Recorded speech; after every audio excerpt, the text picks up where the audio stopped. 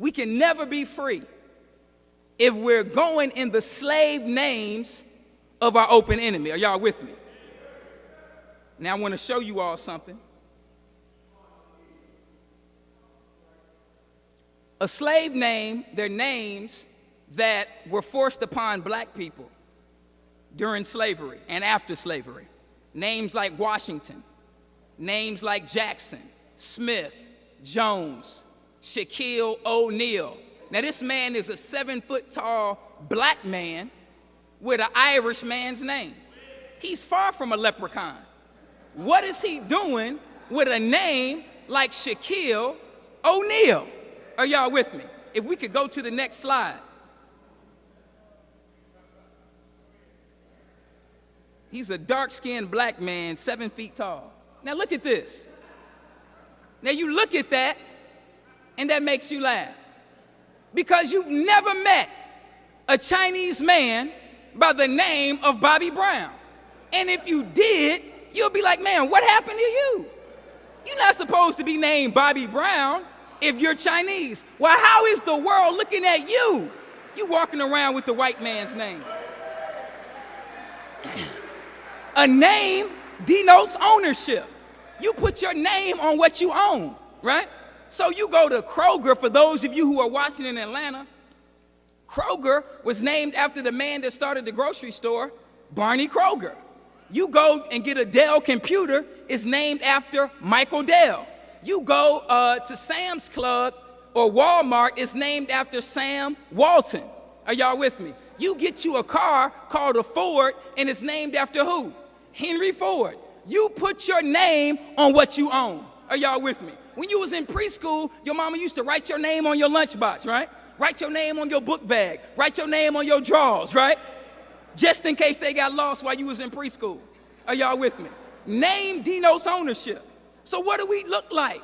Saying that we're free, but we're still under the name of our enemy. Name not only denotes ownership, but it also tells you the function of a thing. So if you have a slave name, then you function as a what? As a slave. You meet a Chinese man named Jet Li. We don't have to ask, is he Chinese? His name's Jet Li. His name's Jackie Chan. What do you look like? Are you Chinese? You already know, based on his name. You meet somebody from Japan, Amaru Nagasaki. Or you hear the car, a Suzuki for the motorcycle, Toyota for the car, right?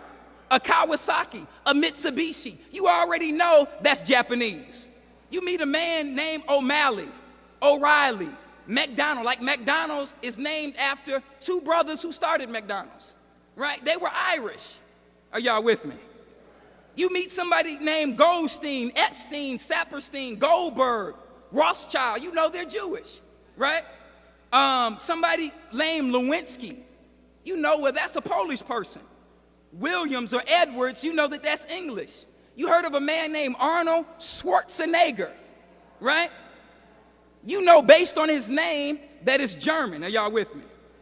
But then you come to the black and Hispanic people, and you meet a brother named Juan Gonzalez, and he swear that's his name, right? Yeah, that's not your name, Juan Gonzalez. Hector Ramirez is not your name.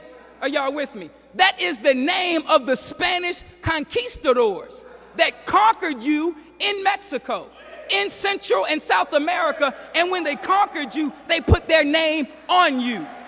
All praise is due to Allah. You're not speaking Spanish because that's your native language. You're speaking Spanish because the conquistadors conquered you and made you speak their language. Your name is not no Juan Gonzalez. And then you come to the hood and you meet somebody named Willis Jackson.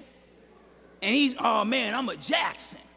Andrew Jackson was a slave owner. Or you meet somebody with the name Washington. There was an article about 6 months ago, the blackest name in America, Washington. That don't even make no sense. George Washington was the biggest slave owner in the United States of America. That's why so many black people have that name. And you taking pride in the name of your oppressor. So you can't even be free if you're in that name, because it not only denotes ownership, but it also tells us the function of the person that carries the name. Are y'all with me? So you name a car. It is called a car because it comes from the word cart, which means to carry. So the name tells you the what? The function.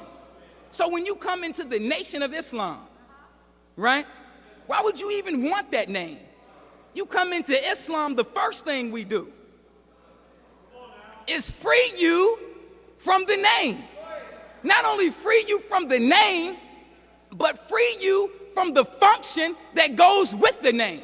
Are y'all with me? So you get an X behind your name, like Malcolm X. All praise is due to Allah. And the X, you know the X in algebra represents the unknown variable, right? Because we don't know what our names are or were. Some of us just go get a name from out the sky, right? And just messed it all up. I used to have a student, her name was Samina. And her mother gave her that name because it sounded good. But in Arabic, it means fat and delicious. So we just get a name from anywhere. Are y'all with me? So now, the X represents the unknown, but it also X's out the slave master's name. So you were an X Johnson, X Washington, X Smith, X Edwards, X whatever your last name is. Not only does it X out his name, but it X's out the activity that went with the name. So you were an X weed head, right? You used to roll them back to back as fat as you could, right? But then you heard Islam and you threw the weed down. You're an ex-alcoholic. You used to drink back-to-back 40s, right? You used to smoke Newports. You used to pop pills. All praise is due to Allah. But you heard the truth of God from the most honorable Elijah Muhammad, and it transformed your life. All praise is due to Allah. Let's move on.